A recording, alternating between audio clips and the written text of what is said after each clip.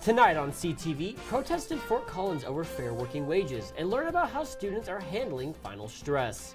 Then we find out about some long overdue renovations coming to the CSU campus. Finally, meet those working on the revitalization of the CSU fashion show and one of the CSU Athletics' biggest fans. All that and more on CTV starting right now. Good evening, Rammies. I'm Weston Hubbard. And I'm Natalie Devereaux. The parents of Roy Summers, a boy who died after accidentally shooting himself, turned themselves into the Larimer County Jail last Friday. Summers, just 6 years old, died in a hospital after sustaining gunshot injuries on April 10th. Arrest warrants were put out for Summers' parents, Rosannetta McCall and Ronald Matthews, at the time. McCall was accused of child abuse and unlawful storage of a firearm after she moved the handgun to a bathroom that was frequently visited by her children. When McCall's husband was not present during the incident, a warrant for his arrest was issued, as he was accused of lying to authorities and tampering with evidence. Nearly 40 CSU students are currently displaced from their homes due to faulty plumbing. These students are all part of the Pi Kappa Phi fraternity and were forced to leave their home following flood damage that made the home unfit for human occupancy. The building property owner said they are committed to resolving the issues, and CSU's housing, dining, and services have offered support and resources to help the students impacted. With finals being next week, I certainly hope my fellow Rammies are able to return to their homes soon. Life in Fort Collins can be very expensive. However, what happens when your job doesn't just pay you enough to afford basic living, but they also bill you for simply just being there?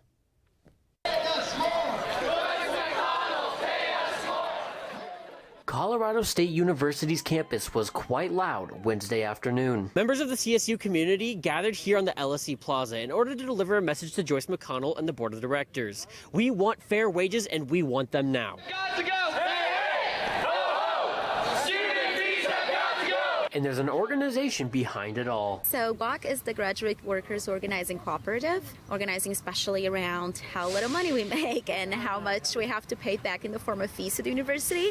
Deb is just one of many people here at CSU's campus that feel that they are not being paid adequately for the work that they have been putting in. The workers in this university are not paid fairly and are not valued well, whether you are a grad worker, whether you are contingent faculty and adjunct, whether you are an admin professional. Originally, this was just going to be a protest rally that started in the Oval and made its way over to the LSE Plaza. Right outside the room where Joyce McConnell, the CSU president, as well as the board of directors were having a budget meeting. It's not enough! 3% is not enough! However, determined to make their voices heard, the protest rally moved inside the LSE, going right outside the room where the budget meeting was taking place. No more pay to work! No more pay to work! While it's unsure if the protest rally changed anything this time around, one thing is for certain: GWOC is not going anywhere anytime soon. Wade will continue to demand better working conditions, and we are in this for the long run, and we will be heard. Yeah! GWOC expects to keep up the protest until changes are made, and they expect to rally more people in the coming years.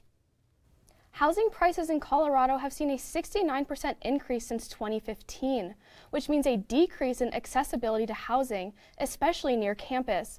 CSU employees are finding it increasingly difficult to reside close to work, and the university is stepping up to help. The Employee Housing Program will aid these workers amid rising prices.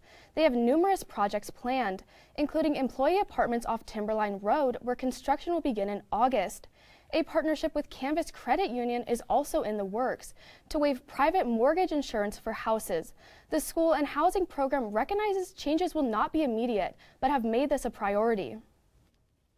Colorado State University's network ID system is about to change. EID is the current identification program in place for students. However, members of the CSU Division of Information Technology feel that it is outdated. The system that would take its place is called NetID. NetID has some aspects that make it preferable over EID, such as quicker updates to the system for student and human resource information. It's overall a more secure system, as well as the network being the structure that Colorado State University's Pueblo campus already uses, therefore allowing for both schools to be more intertwined. The team behind the upgrade notes that they don't believe students will notice any changes, other than the name going from EID to NetID. The switch is expected to happen sometime in July, before fall classes get into full swing. Leaked Supreme Court documents about Roe v. Wade sparked outrage nationwide, including in Fort Collins. Hundreds gathered in Old Town Plaza, voicing their opinion about the potential overturning of the 50-year-old ruling. The 1973 case established that a woman has the constitutional right to an abortion up until fetal viability. On average, there are over 800,000 legal abortions annually in the U.S., meaning tens of millions of pregnancies have ended in abortion since the 70s. Some argue these high termination rates are saving lives, while others say they are taking them. In the leaked draft opinion written by Supreme Court Justice Samuel Alito, it appears a court majority is in favor of overturning Roe v. Wade, meaning abortion rights would be handed back to the states and the voters. However, this document was dated February 10th, and a draft opinion does not mean a final decision.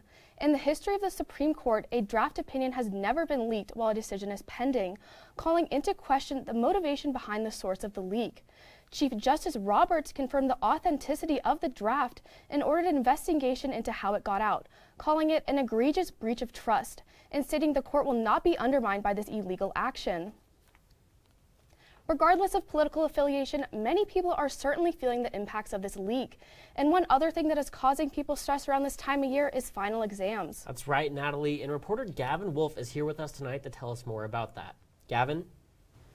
Hey Rams, if you're anything like me, finals can be pretty overwhelming. And I know for a fact that I'm not alone in this, because researchers from Pew Social Trends found that finals and midterms are the top source of stress for 31% of CSU students. Classes and homework combined to make an additional 30% of college stressors. And while there are a lot of other things that college students can be overwhelmed by, academically performing well during this time of year is clearly a large priority. Luckily, there's a lot you can do to help manage stress during finals week. As the semester comes to an end, study areas are filling up and many students are feeling the pressure to do well on finals. As humans, we even put more pressure on ourselves because we see that end in sight, and it tenses our whole bodies up. However, breathing exercises in particular can help relieve stress. We talk a lot about using our breath to be in the moment at the Center for Mindfulness, because if I can take a nice deep breath and arrive, then I can be more present. In the midst of finals, planning ahead is crucial for student Emily Leisure. It's just super helpful to kind of get the bird's eye view, because when you think about all these things you have to do, it can kind of get really overwhelming. So honestly, having it set out, it's really helpful to just kind of be oriented with how my day is going to go, just so I'm most productive. When you're feeling overwhelmed, Deborah also recommends utilizing tools from the Center for Mindfulness. There are some recorded meditation sessions. There are links to outside resources. I think the guided meditations are a rich resource that students could use just to calm their whole systems down and to be ready for a good night's sleep before those finals and to really be prepared. Finals week can be challenging, but in the end, self-care is important. Prioritize your sleep, take care of yourself. I feel like that's the most important. You're not going to perform well unless you feel good. Remember, Rams, take some time for yourself in these last couple of weeks, and good luck on those finals. Back to you guys. I'm definitely, feeling that stress of finals a little bit, but, I'm also about to graduate, so it's the end of an era. I have to say, as a senior, I'm not really feeling the stress because I know I will be moving on, so it's all right, whatever happens. You can just flex on me, whatever, it's fine. Anyways, if you want to make sure you're not feeling stressed about the weather, well, good news. Michelle Ellis is up next to tell you everything you need to know about the upcoming weather. Stay tuned.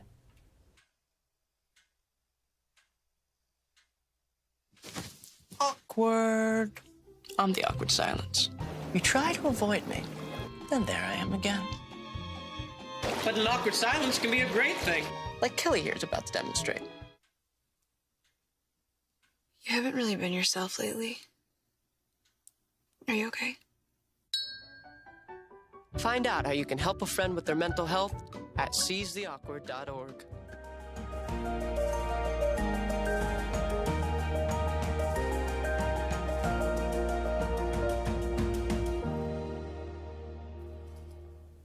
Good evening, everybody, and welcome back. My name's Michelle Ellis, here to give you the weather forecast for this week. Right now in Fort Collins, it's about 66 degrees, and it's still sunny out with that sunset coming in around 8 in the evening. We're going to see a cloud coverage only about 13% with a low chance of rain and some light winds coming in from the west out southwest at 10 miles per hour. And with those with May coming around, we're finally feeling that warmer weather, and with that, those Mayflowers are also feeling it too. Fort Collins saw a lot of rain over these last few days, which the flowers loved, and as we can see on campus, they are finally beginning to bloom. Now, this rain should clear up over the next few days, and those weather temperatures will get warmer during the day and cool down into the evening. Now, as for the rest of Colorado, we're going to be feeling those cooler temperatures as well, especially in the mountain range, in Craig, getting into the high 30s, Vail as well, starting to warm up in Grand Junction and cooling down into this range about low 30s, and Alamosa getting into the higher 20s. Now, as we move into the eastern range, we're going to start to see that it warms up just a bit, with Denver warming up into the higher 40s, but the eastern range does seem to cool down to the low 40s, higher 30s in Lamar. Now, as for tomorrow, we're going to finally be feeling those warmer temperatures again, with the mountain range really warming up with Grand Junction, especially at 84 degrees, cooling down about the high 50s in Telluride. But as we move back into the eastern range, we're going to start to see that warms up, with Denver getting into the low 80s, Fort Collins into the high 70s, and in the eastern range getting into the low 80s, with Lamar really warming up at 87. Now, as for Fort Collins, we're going to see that it does warm up, 79 degrees during the day and 47 into the evening. Seeing partly cloudy conditions with a low chance of rain coming in about 2%, sunset setting at about 8 in the evening, and winds coming in from the west and northwest between 10 and 15 miles per hour. Now, those winds are going to carry on throughout the rest of the week as well, with Friday 10 to 15, Saturday 10 to 25, Sunday 10 to 20, Monday 10 to 20, and Tuesday 10 to 15. But on the bright side, we're going to be seeing some partly cloudy conditions to mostly sunny conditions on Monday, and warmer temperatures throughout the week. We're going to see Saturday at the low 80s, Sunday into the low 70s, Monday higher 70s, and Tuesday with the higher 70s as well. Now in the evening, we're going to see that cools down mostly into the 40-degree range, and that is the weather for this week. Well, Rams, that's all the weather I have for you tonight, but don't go away yet. After the break, we'll talk about 2 new exciting construction projects on campus. Stay tuned.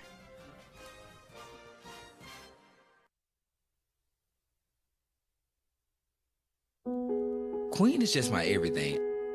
His smile did it. His smile, his eyes, his knowledge.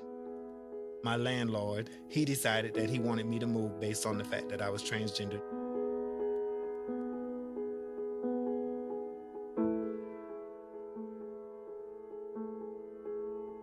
Let's just respect people in everyday life for just being human.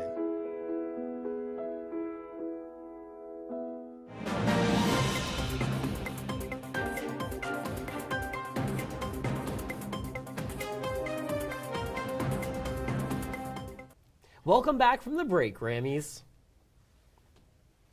A man in northern Colorado has tested positive for the bird flu. Earlier this week, an inmate at a correctional facility in Delta County began to feel fatigued. His illness, after being confirmed to be the bird flu, was traced back to a commercial farm he worked at as part of an early release employment program. Since his diagnosis, he has been isolated and treated with an antiviral drug. The CDC has identified this to be the first case of this particular strain of the bird flu within the United States. The CDC believes that the specific bird flu is not likely to spread. It usually comes from mishandling of raw poultry, which is believed that may have been the case for this infection. With all that being said, it doesn't seem like this infection is going to fly off the handles anytime soon. A Fort Collins fire has postponed Free Mulch Day. The fire started just before 5 in the evening last Friday at a city-owned slash pile near the intersection at LeMay and Riverside Avenue. This fire, known as the Hoffman Mill Fire, ignited by spontaneous combustion after days of dry and windy weather. Free mulch days were created by the City of Fort Collins Forestry Division to provide free wood mulch to the Fort Collins community to keep it out of the landfills. The Poudre Fire Authority and these recent rainy days have helped to extinguish the fire. However, this fire has made the city postpone at least 2 of their 3 free mulch days. These mulch days may be rescheduled, but those dates have not been solidified at this time. The $28 million Laurie Student Center revitalization plan is set to continue this summer. It was put on hold for 2 years due to COVID, and construction should be complete by May 2023. Upgrades include renovations to both the CSU bookstore and Aspen Grill, as well as expansions to the Adult Learner Center and Veteran Service spaces. Because of these changes, the LSC's north entrances will be closed this summer, as well as sections of the parking lot. It's official, Clark Hall will finally be getting a much-needed makeover. The Andrew G. Clark building was once an industrial feat for CSU when constructed back in the 60s, but in current times, the aging hall is now a popular punchline. Like, I'm from the streets, except I'm from Clark. It's very dull. It's almost like you turn the saturation down. The university hopes to turn those outdated tables by renovating the building. Governor Polis signed legislation that had funding $38 million for a Clark revitalization and transformation. The plan is to expand the hall and upgrade the interior. For every student who's had water drip on their head on the third floor of Clark, we probably should have fixed some of those things sooner. It's important because Clark is not only the home of the College of Liberal Arts, but it's a symbol of the university. I think we see that over 99% of students take at least one class in Clark. A high percentage of students also pushed for the change. You know, there was some jokes involved, so that kind of humor went a long way in helping us move in this direction. Renovating the largest hall on campus means interrupting its day-to-day operations. It'll be a logistic challenge, but I'm confident we can get it done. This may be a welcome challenge for those who presently walk these halls, but there is no denying the nostalgia surrounding the 50 years of past footsteps down those same halls.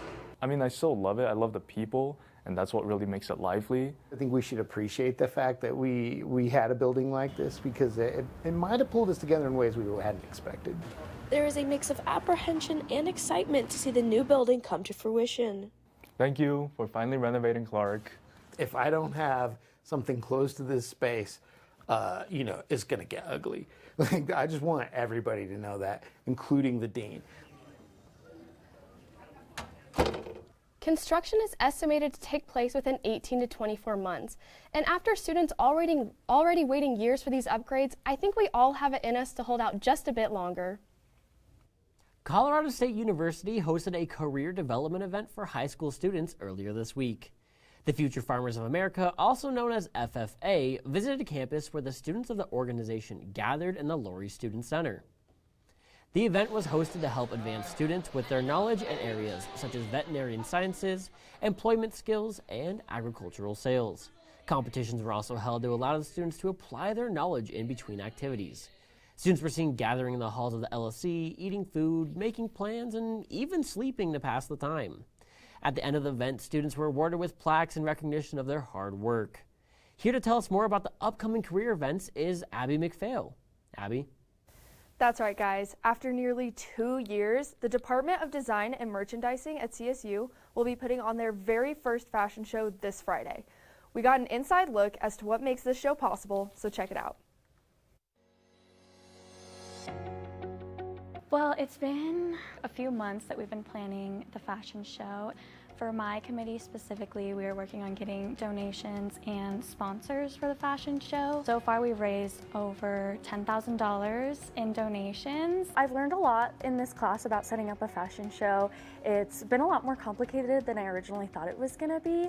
There's so many committees and there's a budget that you have to think about. There's university rules and guidelines that we have to work around. So it's been great. There's been a lot of learning along the way, definitely, but as part of the Marketing and Promotions Committee, I've learned about like social media and interaction, but then at the same time needing to reach out to other communities such as in magazines or TV and stuff like that. My name's Graham McInnes. I'm an apparel design major here at CSU. So on our end at least, when it comes to promotions, our line of work has been ramping up throughout the whole semester. As the closer we get, the more work we have to do. Getting the word out, that's been a big brunch of where like I've been focusing my efforts. I was just in the plaza all day Friday, like handing out flowers and stuff with little QR codes for the fashion show. So like nickel and diming your way to success. Well, I hope it goes super well and turns out smoothly. I'm also excited to see how people will interpret the in bloom style of like the 70s and hopefully appreciate all the hard work that everyone's done. You know, we really get to display the designer's works and put it to life and have the models really transform the garments when rocking on the runway. Fashion means to me being able to adorn your body in clothes that make you feel confident and express who you are as a person. It means the culmination of an individual's creative process. It's just one of the rawest ways that you can express yourself. The event will be taking place Friday, May 6th at 5:30 in the evening. It is going to be hosted at the stadium for the very first time. So if you love fashion, you won't want to miss this event.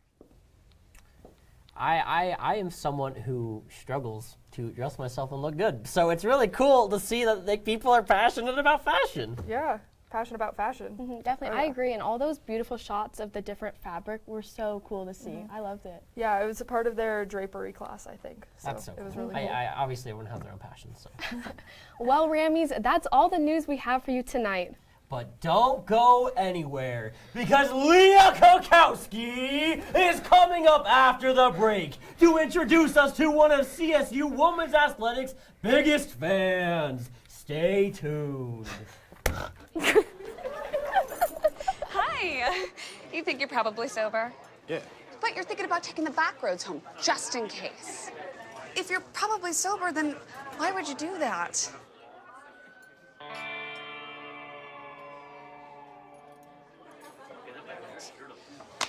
Good choice. Probably okay isn't okay. If you see a warning sign, stop and call a cab, a car, or a friend. That's a full glass of wine. I'll be chatting you later.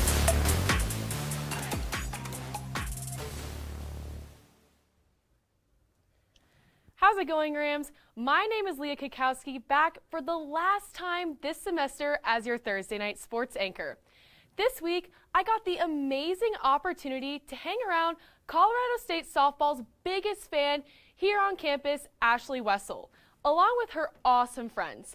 Take a look at all the infectious energy she brings to Ramfield every single weekend.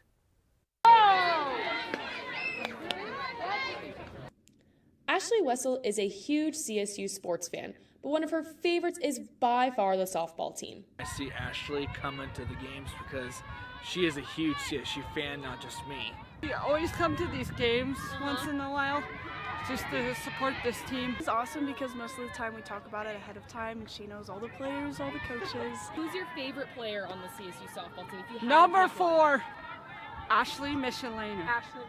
That's And guess what? I told her, I said, after the, I told her I would be here Saturday, and she goes, "What? You're gonna be here Saturday?" And I told him, "Yeah."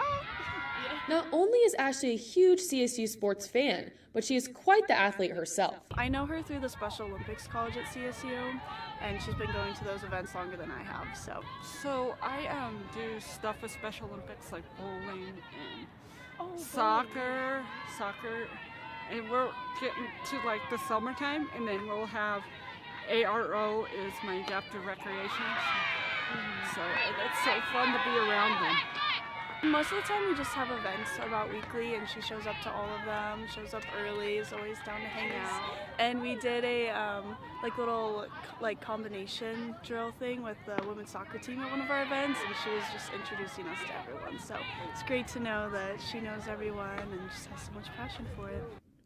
While some of Ashley's passion for sports comes from combined events with athletics and the Special Olympics team, Ashley finds value in these organizations beyond the field. What does it mean to me? Yes. It means friends, because I never get friends. I'm just one person. So they're all just like one big family to you? Yeah. One is just, what is your favorite thing about Ashley? Probably just her passion for everything. She has so much love for life and just really lights up everyone around her. Wow. After all that, I'm just feeling so lucky that I got the chance to meet all these wonderful people. And of course, feed off their energy as a big CSU fan myself.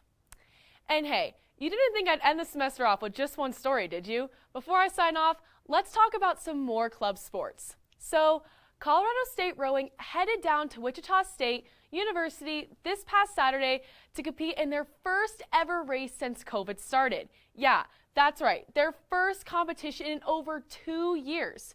So yeah, I get it. I'm sure you're thinking with all this time off that they must have done terrible out there on the water with how rusty they must have been. But hey, if you did think that, you're wrong because they did amazing out there over the weekend. Taking second place in the 16 women's Novus 8 plus final over Oklahoma State and right behind Washington University in St. Louis. And again, keep this in mind that this was some of their rowers' first race ever. Not to mention that this is obviously a completely brand new roster from what they had all the way back in early 2020. Let's take a look to see what made all of this happen. To start things off, the Rams had a rough start to say the least. Their first race was to compete for lanes, with the winner getting priority lane and the last place getting the much less desirable last lane.